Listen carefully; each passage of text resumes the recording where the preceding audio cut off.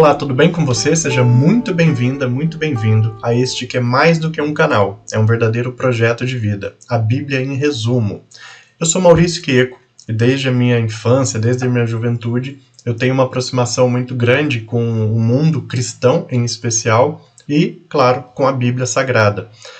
Por mais que este canal não tenha o objetivo de trazer doutrinas católicas ou protestantes ou de outras religiões em específico, nosso foco principal aqui, nosso grande objetivo, é trazer um entendimento, um conhecimento bíblico que possa ajudar você a compreender melhor o livro sagrado. Muitas vezes a Bíblia ela é interpretada, ela é apresentada de formas tão robustas, né? Com interpretações às vezes tão aprofundadas, que aquela leitura mais simples, mais prática, mais óbvia, ela acaba ficando de lado. Então esse é o nosso objetivo. Não é deixar de lado a leitura da Bíblia, ao contrário.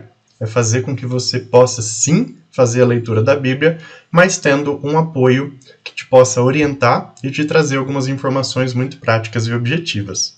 Seja você cristão, seja você não cristão, independente de qual seja a sua opção religiosa, ou até mesmo se você não tiver uma opção religiosa, esse canal é feito para todos. Aqui a gente não tem como objetivo doutrinar ninguém, converter ninguém, ao contrário, o grande objetivo é apenas e tão somente compartilhar as informações bíblicas de uma forma neutra, de uma forma simples e muito objetiva. Eu peço então nesse momento que você se inscreva no nosso canal, ative a sineta de notificações e compartilhe esse vídeo com seus amigos, com as pessoas que você gosta, e assim a gente consegue disseminar ainda mais esse conteúdo tão valioso.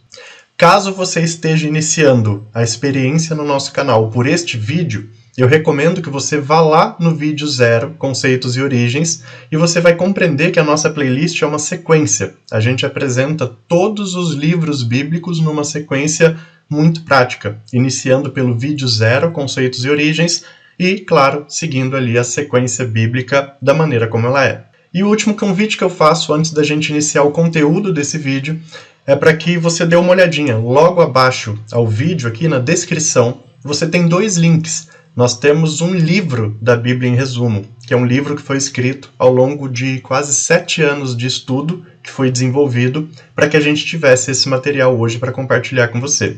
Então, por que nós temos 2 links? Você pode baixar o livro gratuitamente, sem problema algum. Você baixa em PDF no seu computador, no seu celular, no tablet, onde você achar melhor. E claro, se você quiser contribuir com o nosso projeto, você tem um link também para comprar o livro. Tá? Então você está vendo aí que na verdade a gente oferece o livro gratuitamente e aquelas pessoas que querem ajudar o nosso programa, o nosso projeto, pode fazer a aquisição desse livro, vai chegar aí na sua casa. O grande objetivo desse projeto, com a venda do livro, é fazer com que o conteúdo bíblico chegue cada vez a mais pessoas, a mais e mais longe, a mais famílias, e também a gente utiliza a parte dos lucros para poder fazer auxílio de instituições que necessitam na região aqui onde eu moro, que é Cotia, na Grande São Paulo.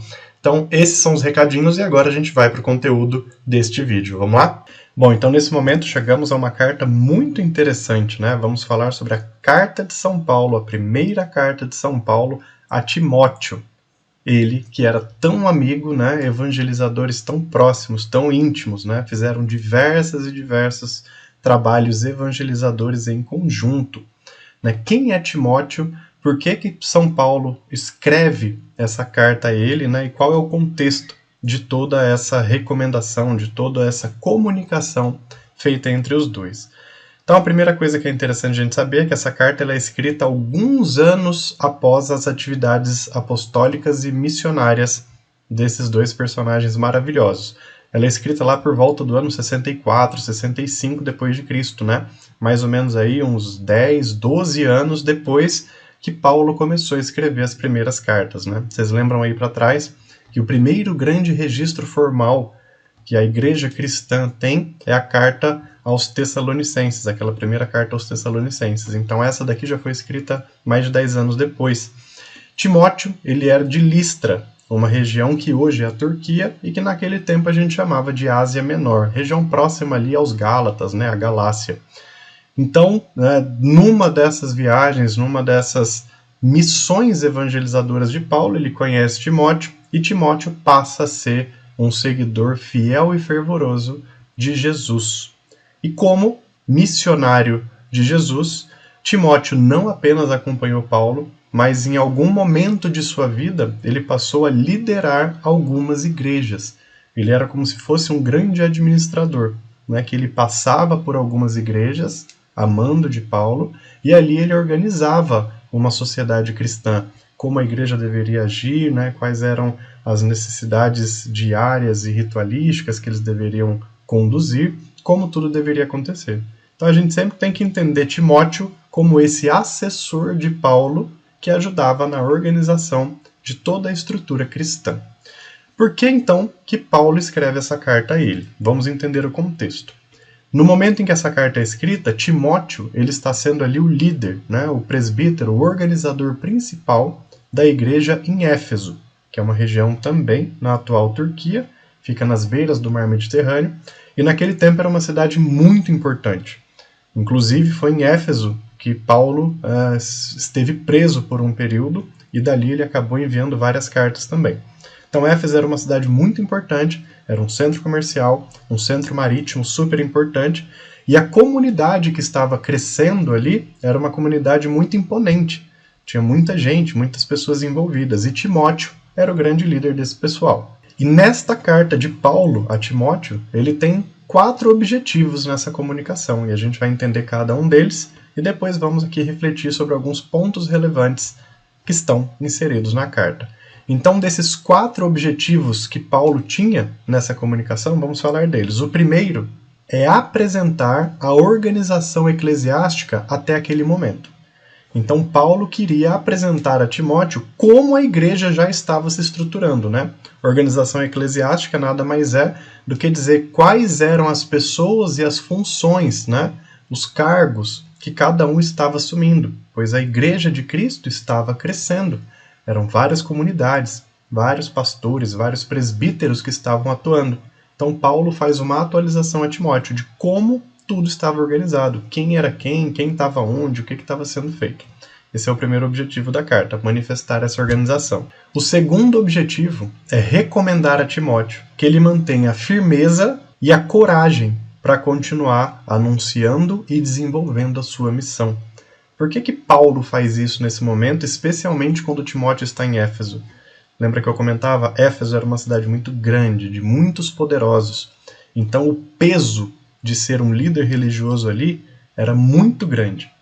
Paulo está aqui motivando Timóteo para que ele não esmoreça, para que ele não deixe a fé cair, não deixe a sua coragem ir abaixo, porque aquela era uma comunidade muito importante para que o cristianismo pudesse não apenas se expandir, mas também sobreviver. Né? Éfeso era um daqueles lugares que, se ali os cristãos fossem abafados, com certeza teria um efeito dominó em muitos lugares. Então, por isso, Paulo ele recomenda a Timóteo coragem, mantenha a vocação e não esmoreça. O terceiro objetivo da carta é uma verdadeira exortação que Paulo faz de Timóteo, né? Elevando-o como servo de Deus. Dizendo basicamente, Timóteo, né, você de fato é um grande evangelizador, um grande missionário, e Deus precisa do seu serviço como pastor, como organizador, como anunciador. Então esse é o terceiro grande motivo pelo qual Paulo escreve essa carta. Exortar Timóteo, né, agradecê-lo, elevá-lo pelo que ele está fazendo. E não uma elevação de orgulho ou algo assim, mas uma elevação de fato de reconhecimento por tudo aquilo que estava sendo feito e manifestado por esse servo de Deus. E o quarto e último motivo que faz Paulo escrever essa carta a Timóteo é revelar a Timóteo toda uma estrutura ministerial que estava sendo criada e construída. Então Paulo ele não apenas é aquele evangelizador, aquele apóstolo que passa nas suas viagens fundando comunidades e deixando ali os líderes. Mas quando tudo isso vai tomando uma proporção, Paulo já vai organizando essa igreja como um grande corpo de Cristo, como ele tanto fala nas suas cartas. Então, para isso, Paulo revela a Timóteo como as coisas ficarão organizadas juridicamente, organizacionalmente, questões financeiras, como é que essas comunidades vão se comunicar, compreende? Então é a partir desse embrião, dessa organização que Paulo divide com Timóteo, que a estrutura da igreja de Cristo ela vai se formando, porque aquilo que Jesus pediu é que o evangelho fosse enviado e pregado por todos os cantos do mundo. E para que isso acontecesse, apóstolos missionários maravilhosos como Paulo tinham que construir, conceber essas comunidades e criar uma organização entre elas. Nessa carta, parte dessa organização é apresentada. Então, como vocês podem perceber, é uma carta, mesmo sendo curta, mas ela é bastante profunda, ela trabalha esses 4 pontos, e agora eu vou trazer alguns fatos relevantes que ajudam a gente a compreender melhor tudo isso. Paulo inicia então a sua carta fazendo aquelas grandes apresentações que ele fazia, né, muito calorosas, né, sempre desejando a paz, sempre trazendo ali um espírito muito alegre, né, uma apresentação muito alegre. E já no início, logo após essa apresentação, ele já explica por que Timóteo, esse servo tão importante, né, esse servo tão fiel, tão próximo à doutrina, por que ele é o escolhido para assumir a direção da igreja de Éfeso. Basicamente, para que ele pudesse usar todo este conhecimento que havia adquirido na proximidade com Paulo para conter a invasão de doutrinas hipócritas e charlatãs que estavam tentando interferir ali na igreja cristã de Éfeso. Então, como acontecia em vários outros locais, várias outras comunidades, mas ali em especial em Éfeso, por ser uma cidade tão grande, cheia de gente poderosa, a doutrina cristã estava sendo cada dia mais afetada, né, por falsos profetas, por pessoas que estavam se utilizando daquela fé em crescimento para ganhar seu poder. Então, Paulo escolhe Timóteo para deixar ali justamente por isso, né, porque ele era uma pessoa preparada para combater isso. Então, a carta já começa apresentando esse motivo. Você está aí para frear essa hipocrisia, essa falsidade profética e esse charlatanismo que está sendo implantado em Éfeso. Ele vai se aprofundando, né, dando a entender e orientando Timóteo para que ele não esmorecesse na fé, porque era uma comunidade de muitos pecadores e que Timóteo tivesse ali a paciência e a coragem necessária para ir auxiliando esses pagãos, esses pecadores na conversão, que esse era o grande objetivo, para que ele tivesse resistência para chegar nesse ponto. Paulo cita até nessa parte da carta que ele mesmo era contrário a Jesus e foi convertido em algum momento. Então que Timóteo tivesse esse sangue frio, digamos assim, para que o projeto de Jesus, o projeto salvístico da conversão, pudesse acontecer. Então Paulo vai continuando aí a sua comunicação com Timóteo. E se utiliza nesse momento até uma frase bastante interessante, que é muito conhecida, né, uma frase de Paulo que ele fala por 2 ou 3 ocasiões aí ao longo de toda a sua doutrina, que é orientar Timóteo para que ele combata o bom combate, com fé e coragem. E combater o bom combate era basicamente, em nome do bem, combater o mal. Era basicamente isso. Então Paulo, nesse momento, ele vai avançando na sua conversa, vai avançando aí em toda essa sua doutrinação apresentada a Timóteo, revelando algumas dessas informações.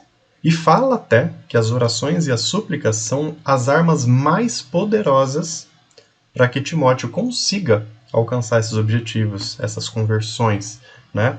Essa resistência ao charlatanismo que tenta se infiltrar na fé cristã.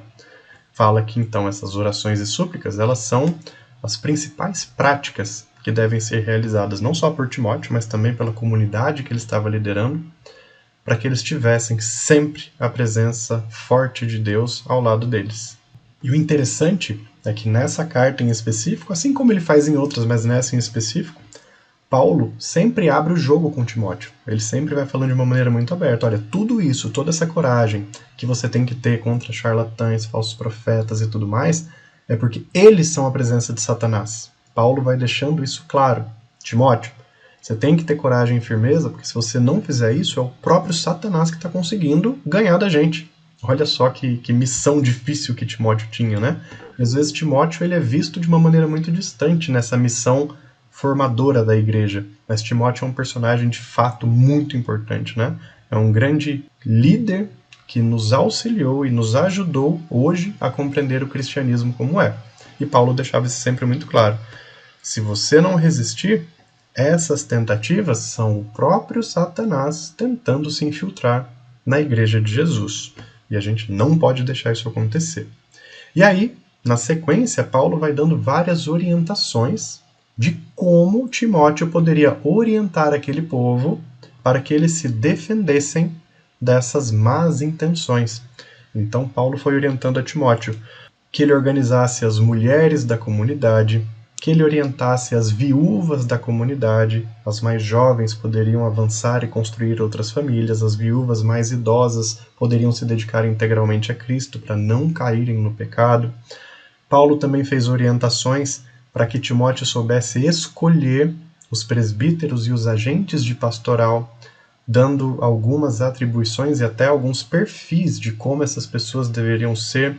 Falava que seriam pessoas irrepreensíveis, pessoas de grande respeito social, monogâmicas, pessoas que tivessem fé e verdade estampadas no seu dia a dia, que não fossem imorais.